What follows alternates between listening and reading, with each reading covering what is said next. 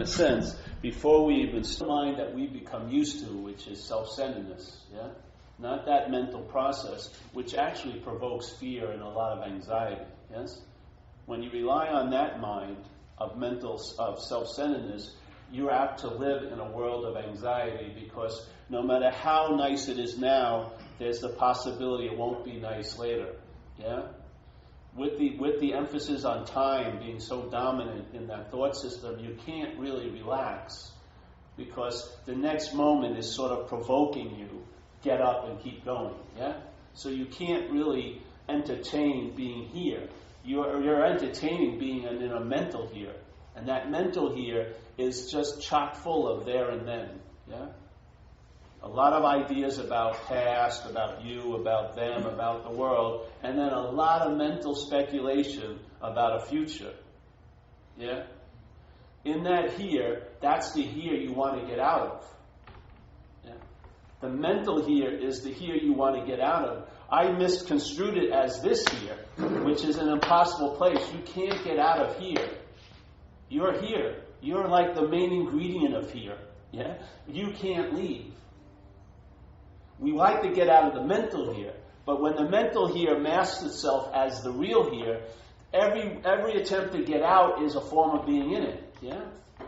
Every attempt of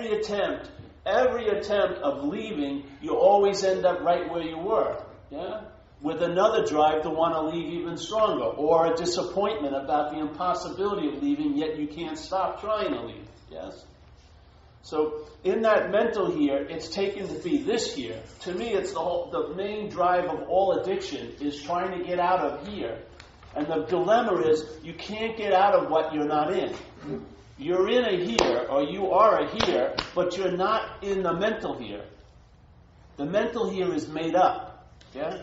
The mental here is made up. The mind is making it up. And what it's producing is it produces a sense of irritability, restlessness, and discontent, which causes you to want to get out of the here, which is how you're actually, quote-unquote, in the here.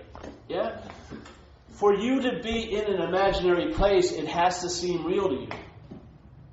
Yeah?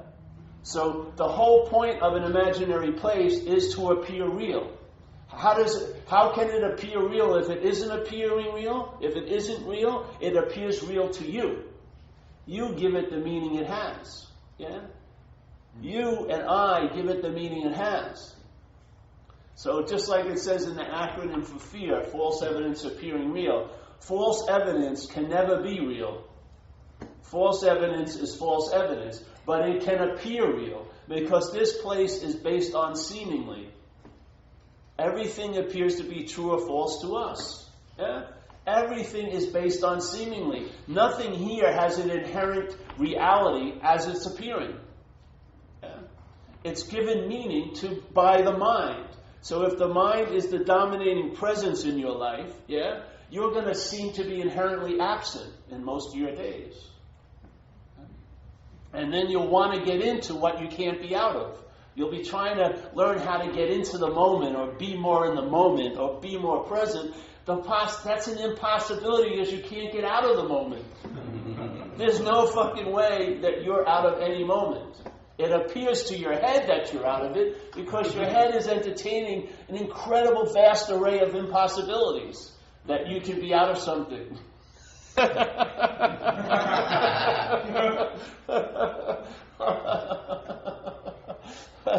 Or that you can be in something like self. So we got it all ass backwards. We're trying to get into what we can't be out of, and we're trying to get out of what we can't be in. And that's really the basis of all the confusion. Yeah?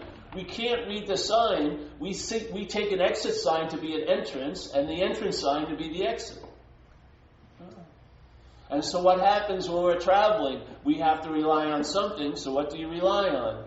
The thought system, yes? It becomes the final authority. Even in your, let's say, attempt to know God, who lets you know how you're doing it with knowing God? God or you? I would say you do.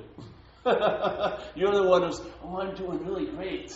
I did this and this and this, and I feel really connected. Well, what happens when you don't do this and this and this? You'll feel really disconnected. Yeah? So what's everything being relied on? You. Even God's presence in your life is being relied on you. Yeah?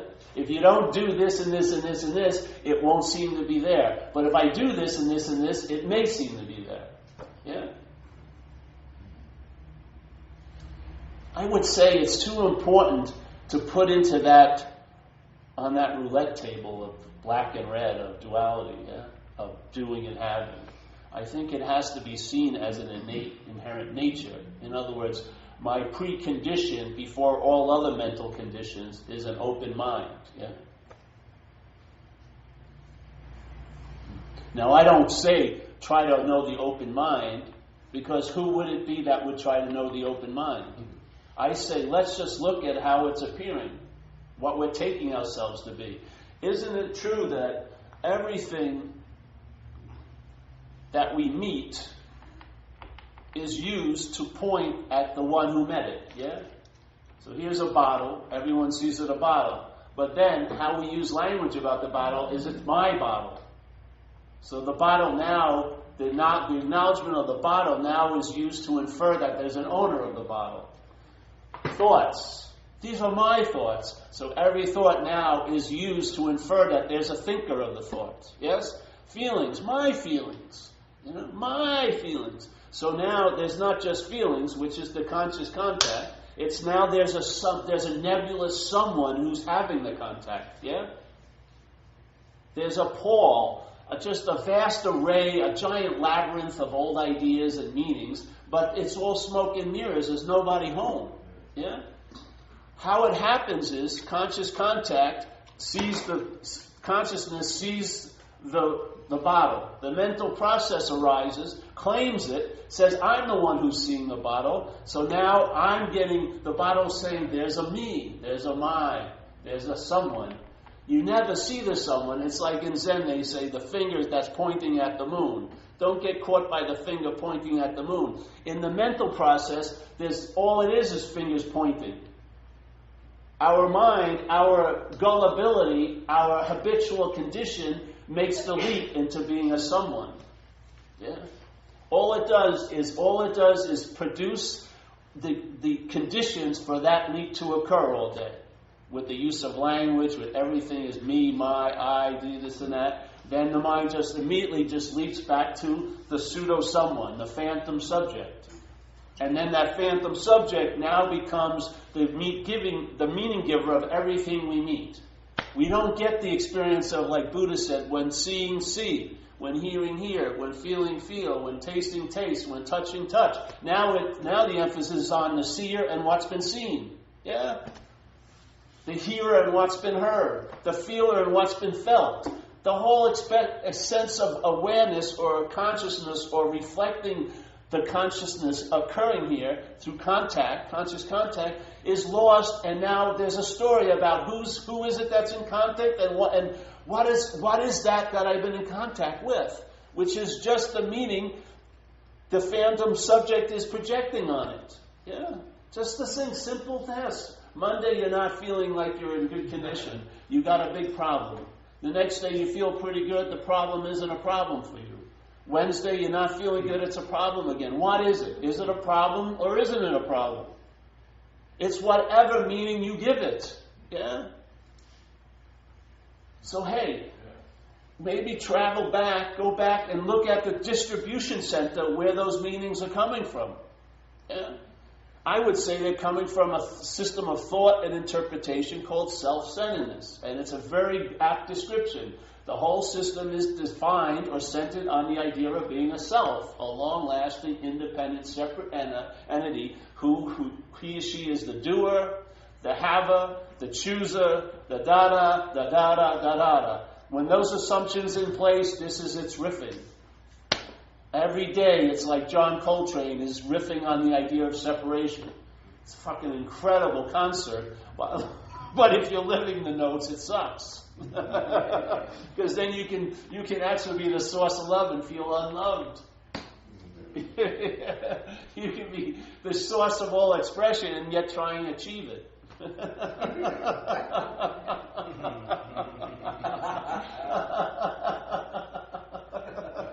It's fucking frustrating. Because I really want to be there when it gets good. And it doesn't get good when I'm there. It's sort of a drag. I hate to admit it. And then the one thing is where everyone's sticking around trying to experience their own absence. I really want to be there when I get it.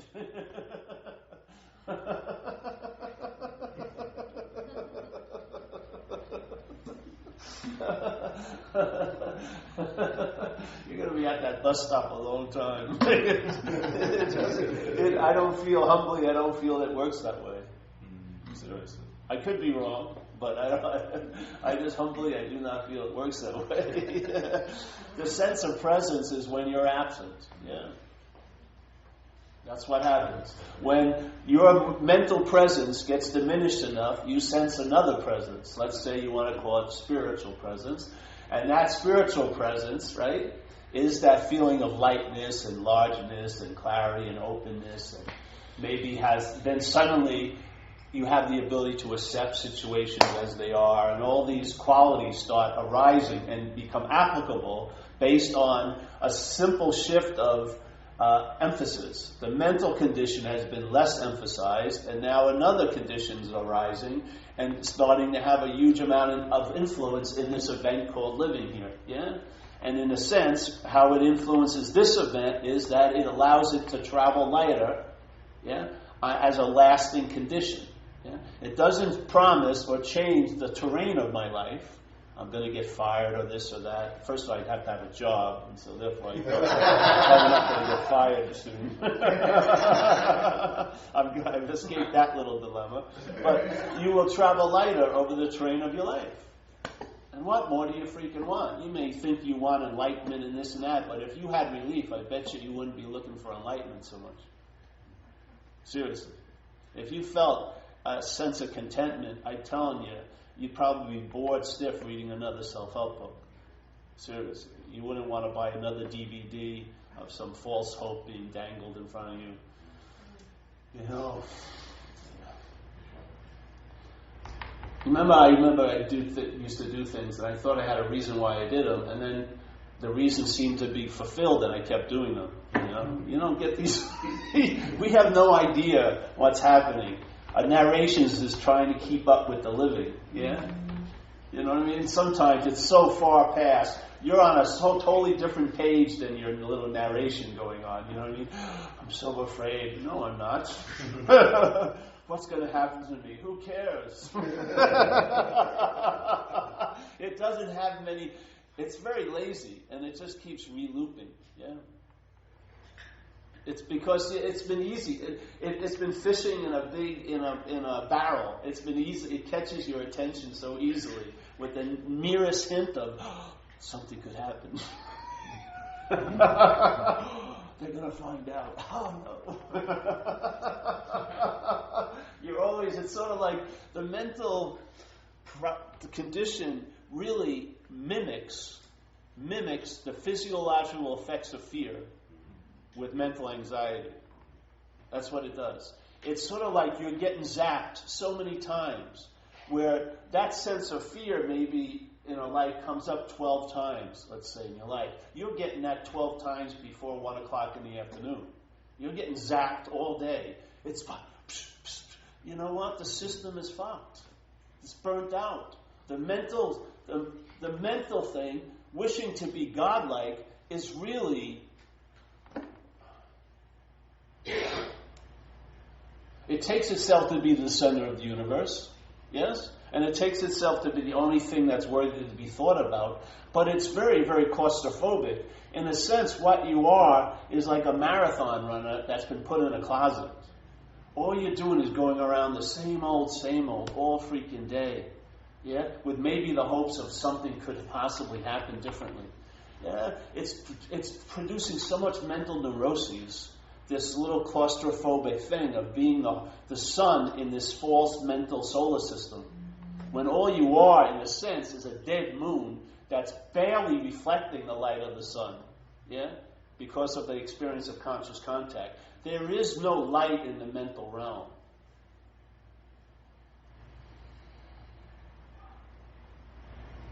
So what happens? Question the moon. If the moon is in the center, maybe the sun will start shining. It's so like in recovery they say, hey, open up to the sunlight of the spirit. So in a sense, we believe in self-centeredness, it's like we're in this room, and there's the sunlight, but there's a big shade drawn. And somehow or another, this is the extreme self-centeredness, it's going to have something to do with us to let that shade up so that the sunlight of the spirit could come in.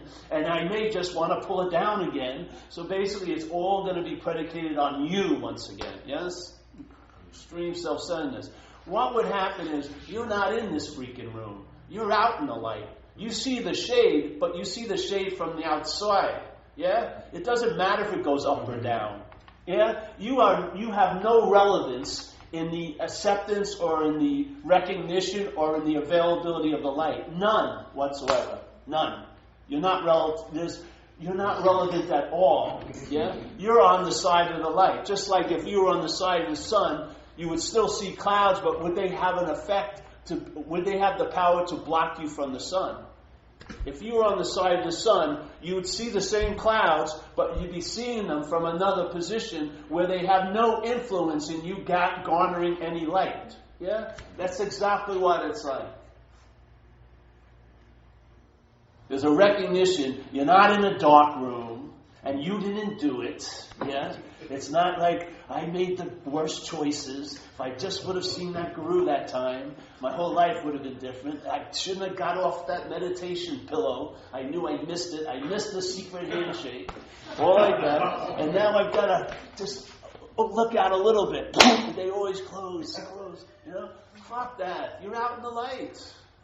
You're inherently awake, aren't you? Consciousness is demonstrating.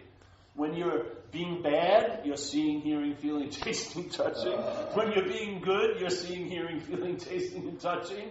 Yeah? Does it really change much? No. It's a condition that's not a condition. It's a state that's always. Yeah? What could a mental appearance have anything to do with that? How could a mental appearance jockey and get closer to it? Yeah? And also, how could a mental appearance secure your inability to know it at all by its behavior? Obviously, it doesn't have that importance.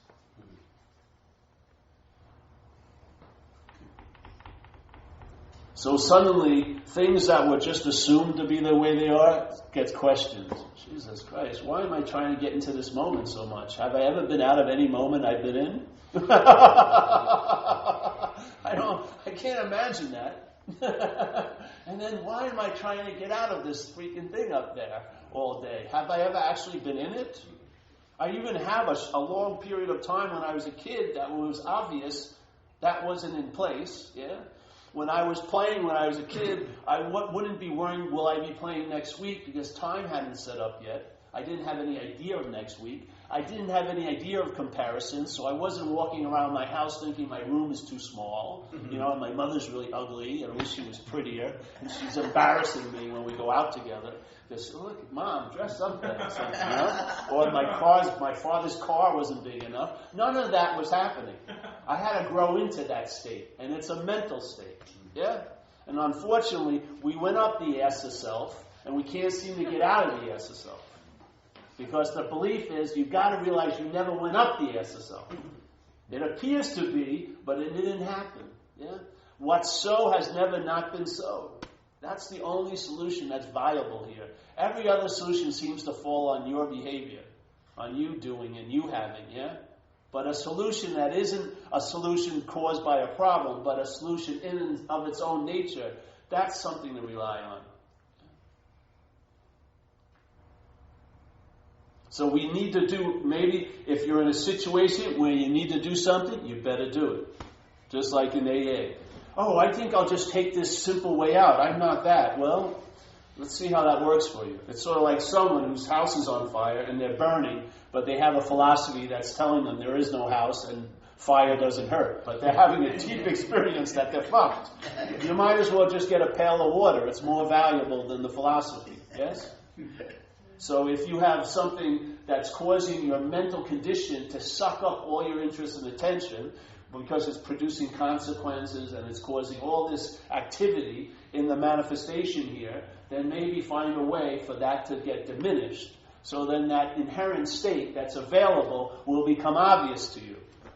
Yeah? It's not like you're going to produce that availability. It's available, but in a sense, our mind is preoccupied with this little mental making. Yeah? It cherishes it, so it's consumed with this little fantasy of being a long-lasting, independent, separate entity.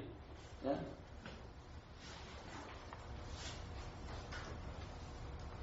That's all that happened with me.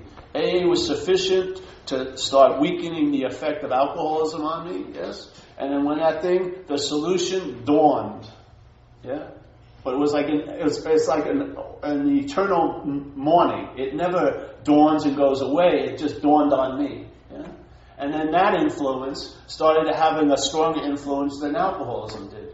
And so a junkie, wiped out, parasitical character out there became very content and very at ease in his conditions in life. Was he that and was he this now? Neither. It's just a possibility. This is just an affording of a possibility. Yeah? Something can manifest through this, as this, yeah, by this. But you're not this. Yeah? But something can manifest. And if Jesus was correct by saying you can't know the tree, but you can know the tree by the fruit, you'll see it. If you start traveling lighter on a stabilized level, you're onto something. Just keep entertaining what you're entertaining. Yeah? And it's a very loose entertaining. The thought system is seen as not about you, and you're not the doer of it. So you lose interest in it. Seriously. Just like you'd lose interest if someone else came over and started talking about their troubles that are actually not happening right now, you'd be bored in a minute, wouldn't you? Unless you wanted something from them. You know, like if they were a pretty woman, maybe you'd go listen about their cat for 4 hours with the hopes of sleeping with them. But as soon as you slept with them, you wouldn't stand listening to their cat for an hour about their cat. Yeah, because your agenda would have been met already. Yeah? Yeah. But let's say you don't have an agenda, you're bored stiff in like a minute. Jesus Christ, but you're listening to this the same way that they're listening to that for 40 years. I mean, you have to see what's the glue. It's not the movie, it's the audience, man. The movie sucks, basically. But the audience is what gives it all the meaning it has. You and I are the glue. Yeah? This is about me. Me. I'm depressed. I am depressed. It's about me. Depressed. Yes, it's like milking a dead cow all day.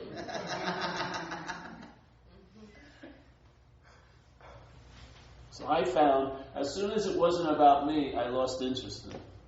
So I don't like to try to describe what we are, because you can't. But you can describe the activity of being what we're not pretty easily, because you can see it. Because it's not you. You can see it happening. You can see how it structures, how it reinforces, how it does this and how it does that. And then you can also see how they're all used to point at this phantom. Yeah? But the phantom never shows up. When you call it forth, it never arises. All it arises is finger pointing. Yeah? And then the mind takes the lead and assumes, I am that which is being pointed at. I am that which is being pointed at. I'm the thinker. I'm the feeler. I'm the habit. This is my time. I'm the doer. Fuck that. Jesus Christ. Look at all guilt and shame. What branch does guilt and shame rest on? Sense of personal doership. You're not going to escape guilt and shame without escaping from the sense of being the doer. There's no fucking way. You can have 50 years of therapy. It's not going to work. You can't. How can you? The root of it isn't because. The root of it is that you're taking yourself to be the doer. That's the root. If you want real relief from guilt and shame, you got to get to the root. Yeah, you can't massage it. It's not like Play-Doh, turn into something. You can, you can gummify it for a little bit, but it's the same. It's the same matter. It's the same stuff. Guilt and shame. Yeah, but doership is the branch it rests on. So are you the doer? If you're not the doer, if you aren't the doer, then whose life would it be anyway? The whole premise that it's your life is that you're the doer of the actions in it. Yes, the whole premise. Without that assumption in place, the whole house of cards is so obviously ridiculous, yeah? And doing talks like this for years, the thing that people get upset the most about is when you start tickling their personal doership. Woo! Yeah, all their little spiritual civilization goes out.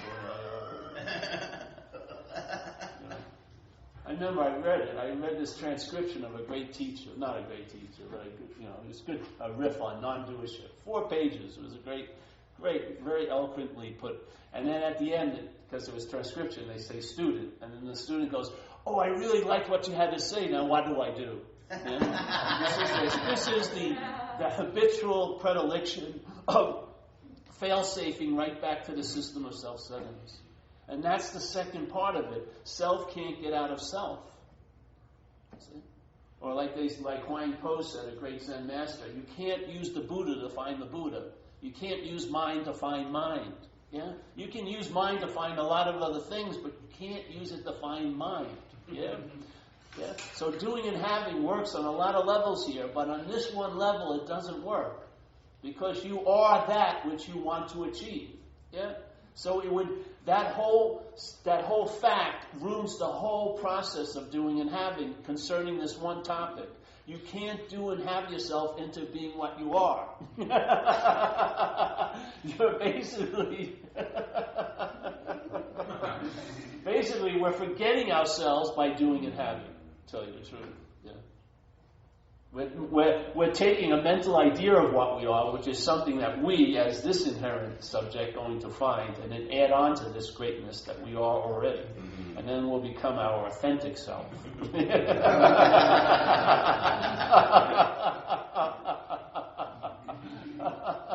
So the idea of self cannot get out of self is an incredible, great release. Yeah? When that dawns in you, that self can't get out of self, it provokes an incredible release. Better than like 50-time massages. You just drop onto another level of relaxation. Because I'll tell you, the sense of being the doer is an incredible weight. Yeah? It's an incredible weight. We're just getting mere aspects of it by all the meaning we give to our behaviors and our acts. But the weight itself is bigger than all of that. The weight of being the doer, like in the Course in Miracles, it would say that there's this thing called guilt, and the deepest guilt was the sense that we knew love and we knew God and we knew this beauty and everything like that, and yet our experience now is that it's not so.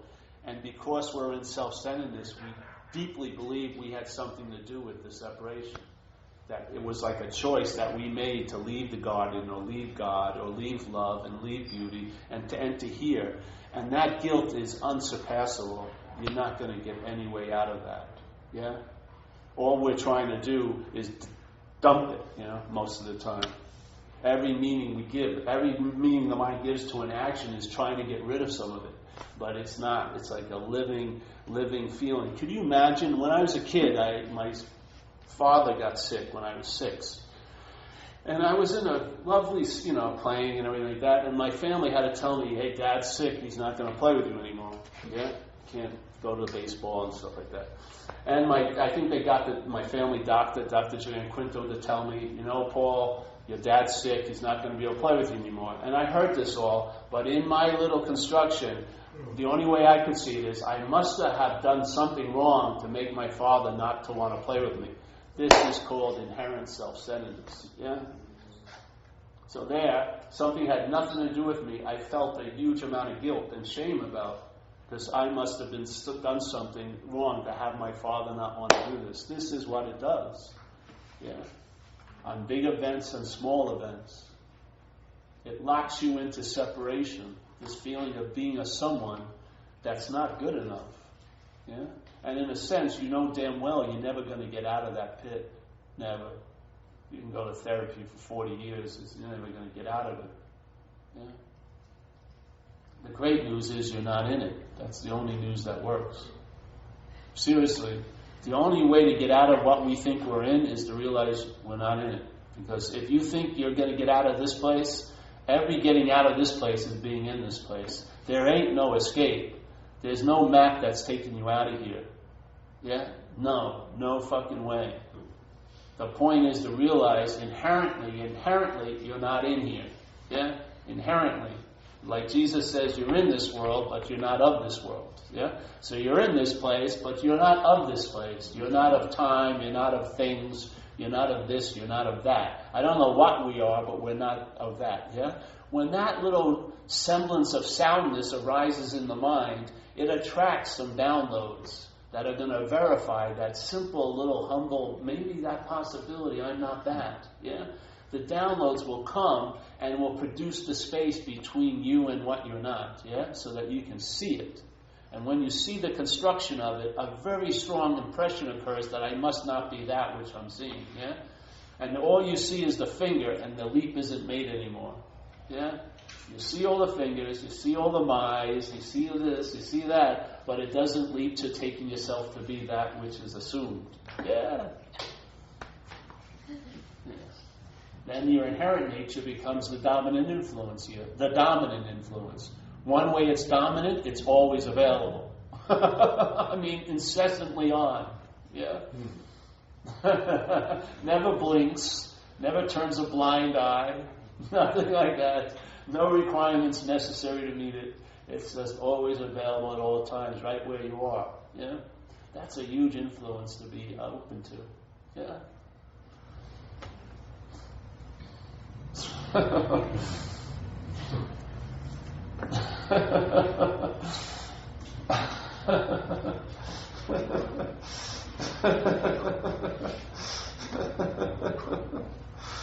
mental realm's trippy, man. It spends so much advertising. Yeah?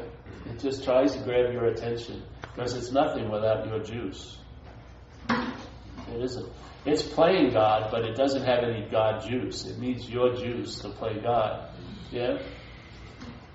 And without your going along with it, it's, it keeps looking back to make sure you're following it. And when you're not following it, it stops and just goes,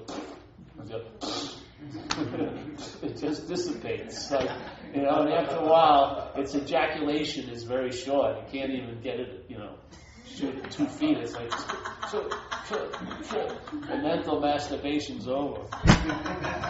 Seriously. And you have to clean up after it. Act embarrassed. I did that.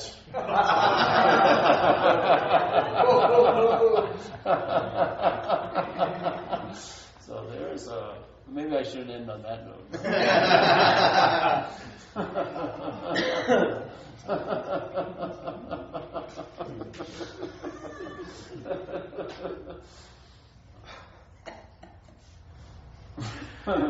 So yeah, there you go. I think I will end on that note. That's a nice exclamation point. You see the point, though. See, if self can't get out of self, if a mental product of a mental process wants to leave the mental process, it's an impossibility. Yeah? It only appears in the mental process that's making it. It doesn't have an existence to leave anything. Yeah? It's sort of like it's an appearance. So it needs the screen, it needs the projector for it to keep occurring. Yeah? It's not going to walk off the screen and then be in another movie. It's the only movie it's in. Yeah? So if you realize that self can't get out of self, then the way to get out of it is to realize, really, really try to just let it be as real as it wants to be, and you'll see it's unreal. My whole dilemma when I was young is things overwhelmed me, like people dying and stuff. I couldn't make sense out of that, and my mental process became the dominant thing relied on, and I basically shut down, and the rest of my life was to make things unreal, basically, because they were too real to me, like losing people I loved was way too much my system to process. So it was all right. The whole job is to make things unreal. Yeah. So first I started reading science fiction and Edgar Allan Poe and stuff like that. Then I found drugs and alcohol. Then I found spirituality. Then I found recovery and all this. But in a way, all I was trying to do is make things unreal. And I realized one day fuck it. You know what I mean? Fuck it. Let it be as real as it want to be, and it shows its true nature. It's unreal. It's passing. It's fleeting. It doesn't have the ability to dig in and root. Yeah? It's more like a tumbleweed. It's produced by a mental wind, and it just goes on and on and on. Yeah. If your attention doesn't follow it, it leaves the frame. If your attention follows it, it starts going around you. Yeah. So you're in a fucking desert with a lot of things flying around. Yeah. So as soon as I let them be as real as they want to be, they show themselves to be unreal. And as soon as I let this be as real as it wanted to be, I saw it as unreal. Yeah. And then I was relieved from the bondage of self. And the Urban Renewal Project was canceled. Yes. The constant critiquing and judging and going over the plans. Where did I go wrong? All day, and who to blame, and all that bullshit. All of that still is possible there, but the interest isn't available to really fuel it, yes? And so I don't try to be here. I realize I can't not be here. Yeah? So that's just an obvious recognition. Yeah, so...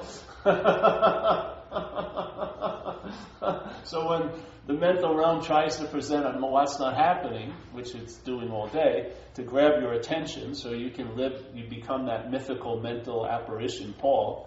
When that thing is seen as it's not happening, what's more do you need to do when you recognize something isn't happening?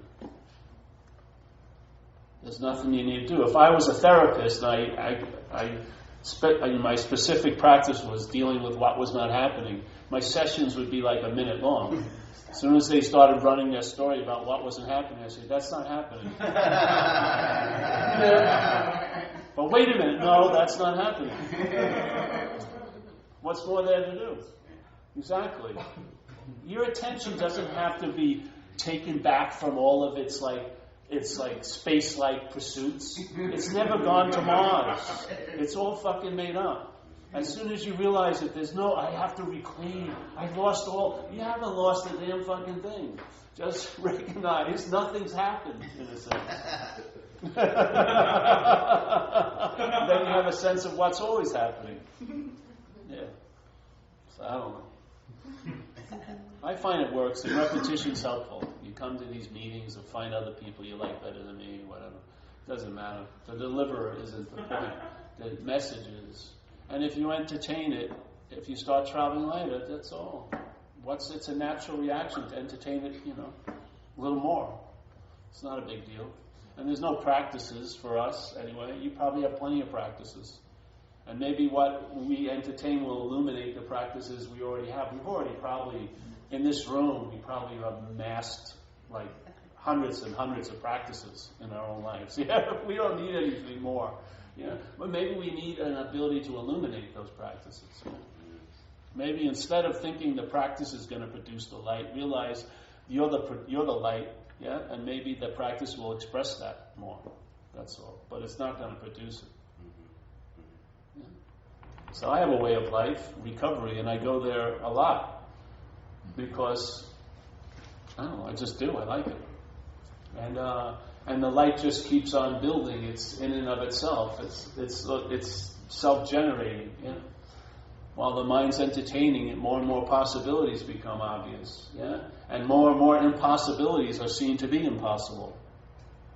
Truly impossible, and therefore your mind really gets clearer. And now it uses life to express itself instead of trying to achieve something. Yeah, it's a whole different movement. Instead of trying to get something, instead of trying to do and have myself into being, I sense there is a being, and it uses whatever I'm doing and having to express itself. Yeah? Now in my head, you might want to critique how that expression is, but I don't give a shit about that because it's not me.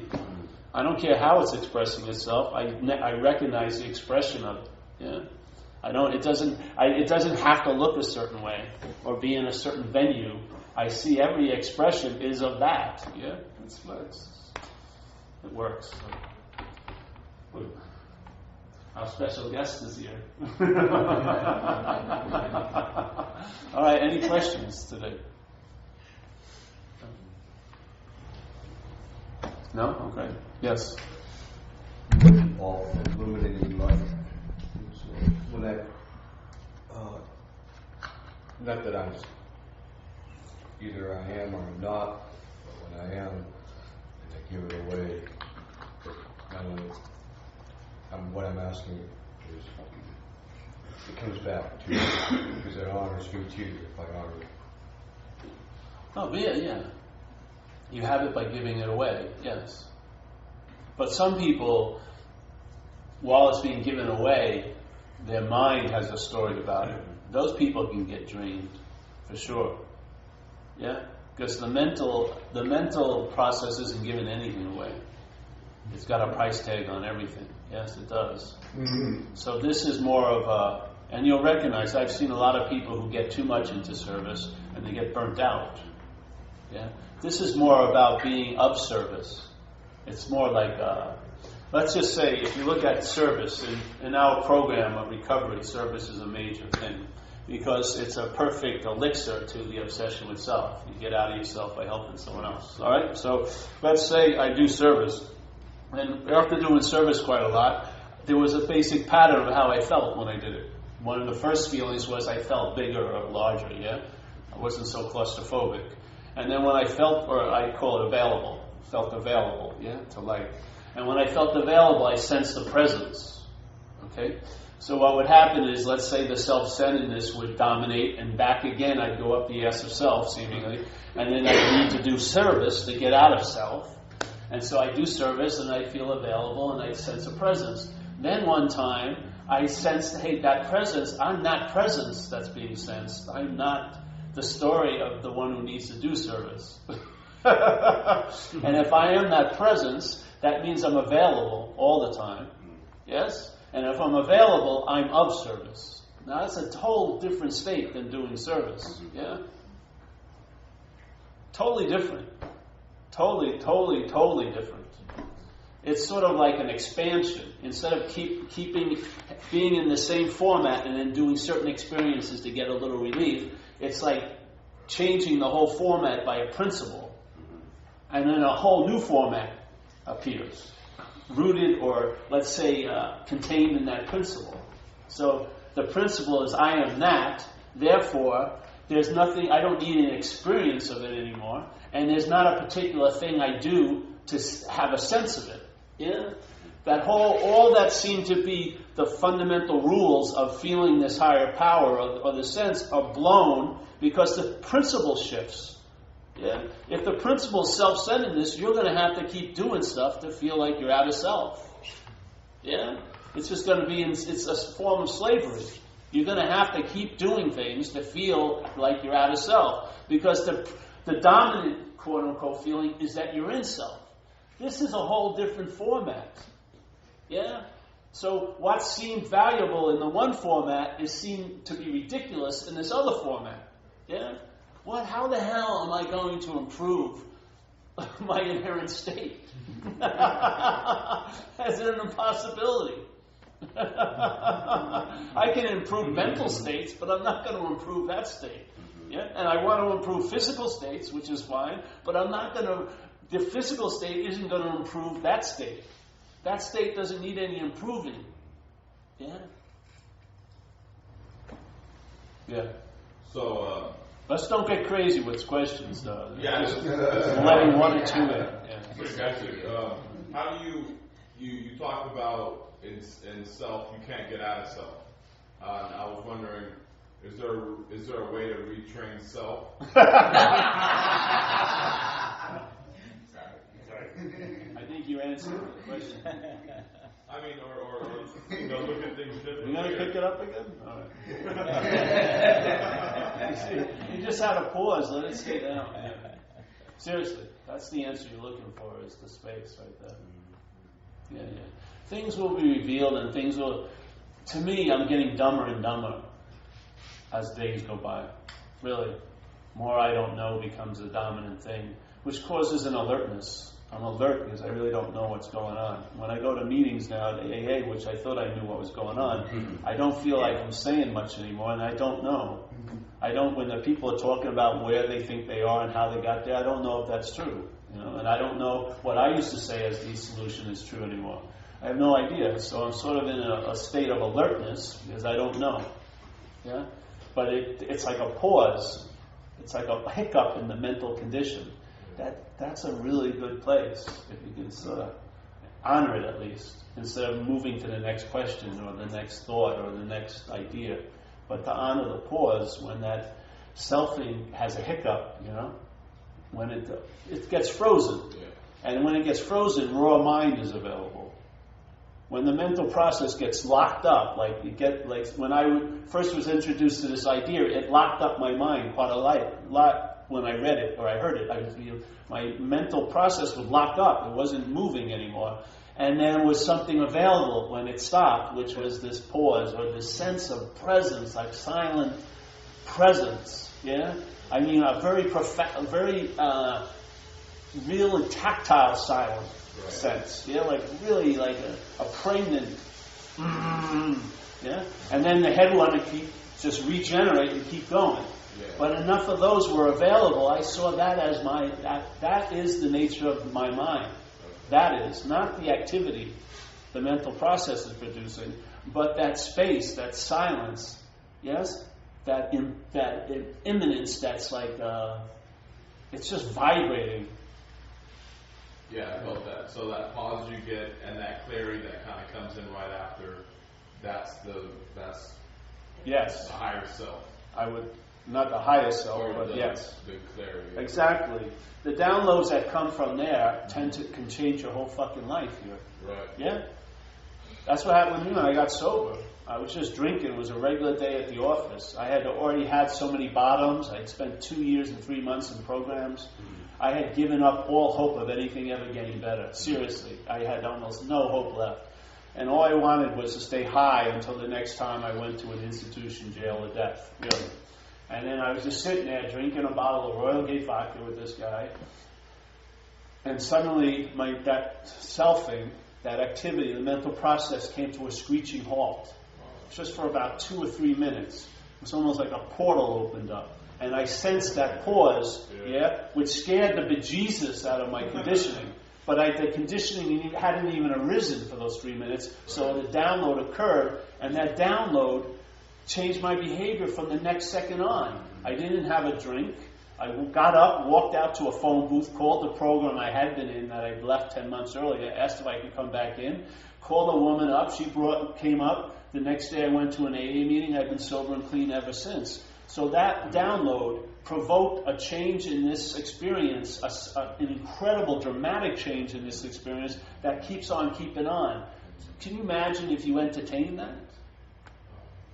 Instead of just being the recipient of its effect, but you actually entertained it, not just waiting to have its effects, but to honor that? Yeah, I'm telling you. So the downloads that come from that have a lot of valuable information. Yeah? And they translate into behaviors or into attitudes, and you're surprised because your old conditioning is the old conditioning, yet now there's new behaviors occurring, and you get surprised quite a lot for a while.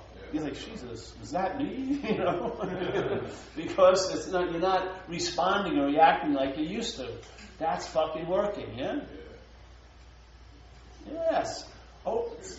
But if you attempt to receive the download or claim it by self, it's called self-knowledge. And in recovery, we say self-knowledge avails us nothing. So when you have this huge bit of information about who you really are, it's bogus. Yeah?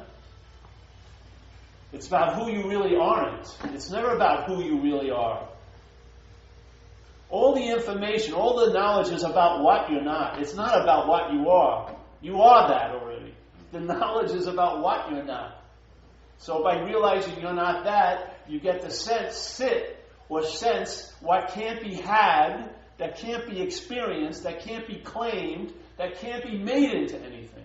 Yeah? So your apparatus finally gives all of its constructed movements formed by self-centeredness, it collapses and there's something becomes obvious. Yeah? But you can't embrace it, you can't have it, you can't make it your own, you can't alter it, you can't amp it up, you can't turbocharge it. It's just there. Untouchable, but always available. Yeah? And it has a big impact here.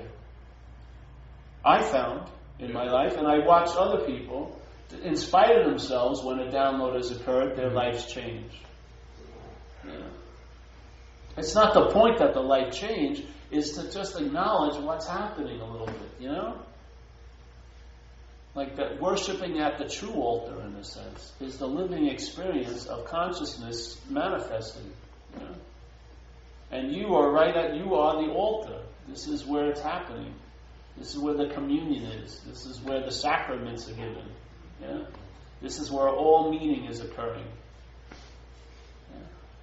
So, just like you can follow the meanings and go back to self, you can follow the meanings that start happening back to no thing. Yeah?